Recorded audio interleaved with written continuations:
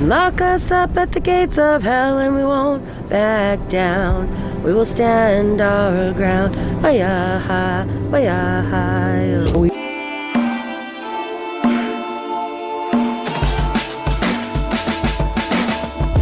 What's up, you beautiful people? Today I'm going to be starting a series very close to my heart. A series that is very historical. A series that, in my opinion, is going to be speaking to the most important issue of our time, and that is climate change. This year I'm going to be starting a very in-depth look into what happened at Standing Rock and the historical significance of that.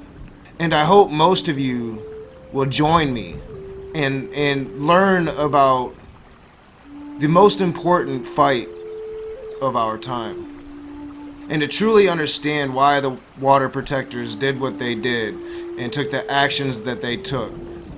You have to understand Native American history. You have to have, it would take hundreds of years of history for you to understand. You would have to understand their culture. You would have to understand the Red Road. You would have to understand the balance of not taking more than the earth can heal.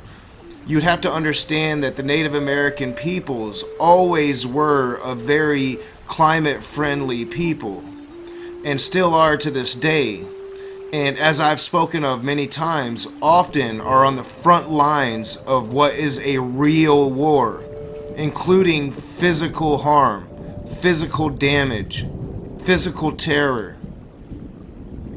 And we're going to be looking at that more in depth than I ever have before. And I'm going to give a shout out to Unicorn Riot, who has done all this footage and put it into a brilliant documentary. And if you don't want to wait for this series to progress and you just want to learn about NoDAPL, then I highly recommend you go watch that documentary in full.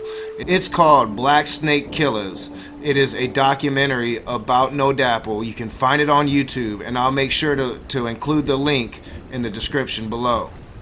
With this series, I'm going to push my Patreon slide to the very end, so patrons, you'll be recognized at the end of the videos in this series. But I just want to get right into it. This is an introduction. We're not going to start looking at NoDAPL yet.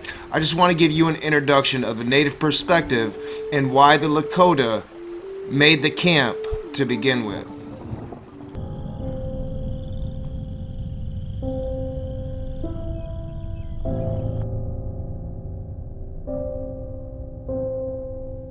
In the midst of the sixth great extinction, corporate greed, political corruption, and state-sanctioned violence rise like the oceans. Now that is a Native American belief, a Lakota belief, that we have had 5 great extinctions, and that we are seeing the 6th great extinction.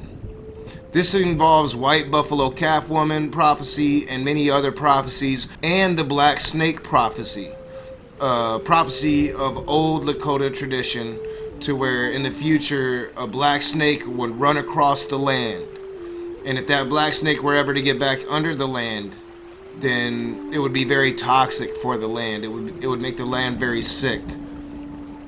And many modern Native Americans believe that that means oil pipelines.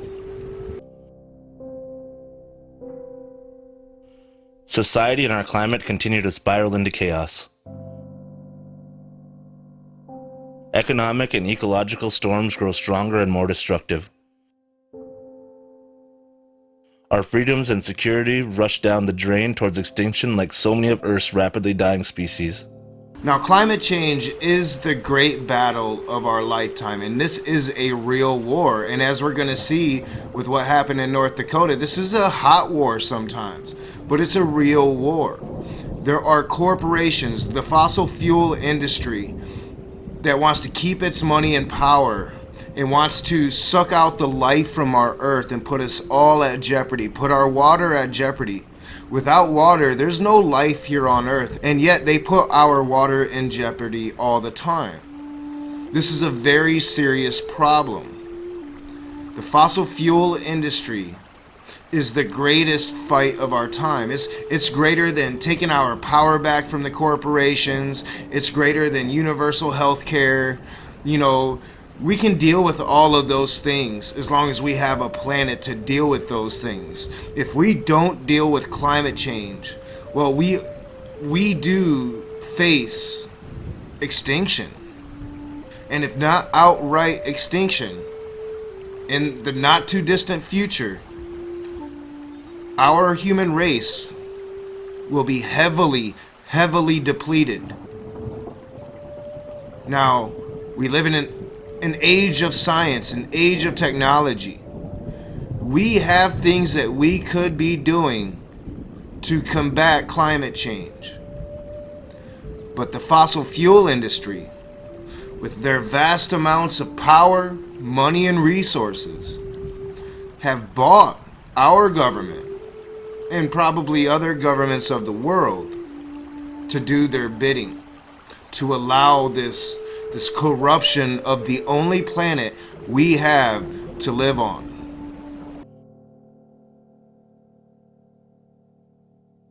For decades, fossil fuel infrastructure has expanded across all parts of the globe. Most of human society has become dependent on oil to complete even the most menial tasks. In what could be the final centuries of human history, corporate and state power have merged together to secure the world's last remaining oil reserves. And the thing is, they know what they're doing. They understand the problems they're causing. They're buckling down. They're getting violent.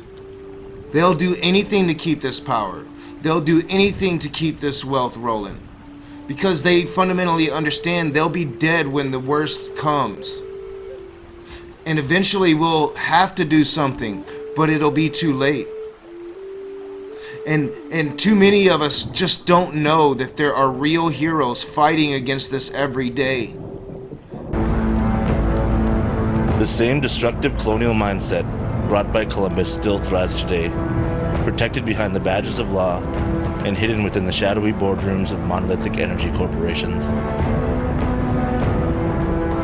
Oil pumps through the swollen veins of capitalism as pipelines snake through the communities across the Americas on its way to export. Colonialism, it never stopped. Globalism, world oligarchy. I'm no conspiracy theorist, but these corporations have more power than some governments. The fossil fuel industry is helping to destroy this planet.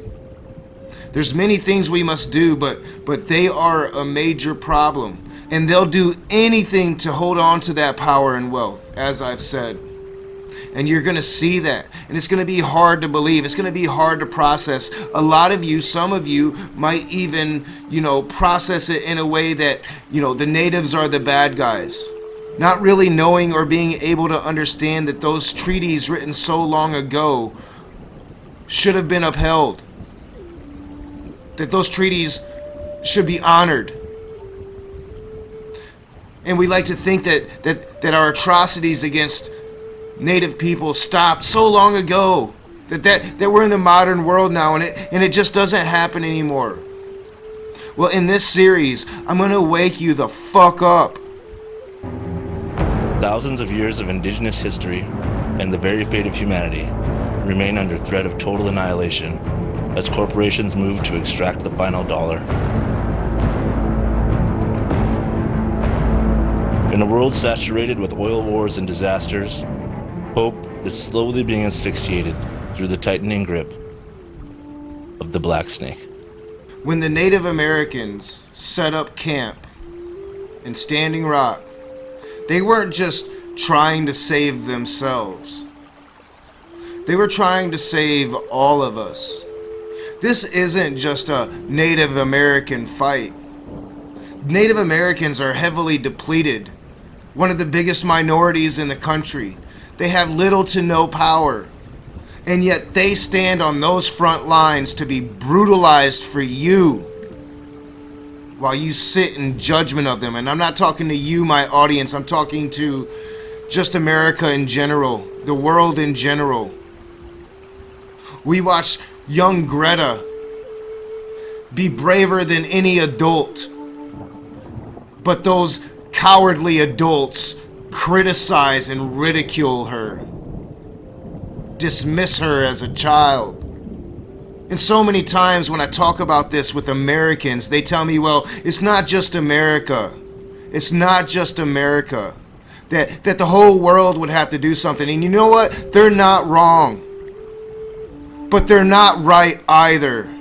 You can see by this chart right here that if America depleted its usage of fossil fuels, that we can make a very big dent. Just look at this chart of the industrialized world and notice how much America's using. 26%. China, the most populated country in the world, is only using 6% of oil. 20% less than the United States. All the rest of the countries in the world, outside of the countries listed on this chart, use less oil than the United States. So if you're one of those negative people that don't think that just by being America we could do something, you're wrong. If America depleted its usage of fossil fuels just to the levels of those other industrialized countries, well, we'd stop 20% of the worldwide use of fossil fuels. And the real major issue is the transport of this oil through pipelines. Pipelines that break, pipelines that leak. This is known. This isn't even, this is just a truth statement. Now look at this picture. All of these lines are pipelines of some form or another, running through America, running through our waterways, running through our cities. Oil is toxic. If it gets into our water, it will make you sick. Without water, there are no humans. Native Americans are still trying to fight for that red road that the Europeans took away from them at gunpoint. They're still trying to fight for that Mother Earth that they so respected and tried to teach us to respect. So in this series, I'm going to be taking a look at their bravery. I'm going to be taking a look at their nonviolent reactions, their nonviolent protests.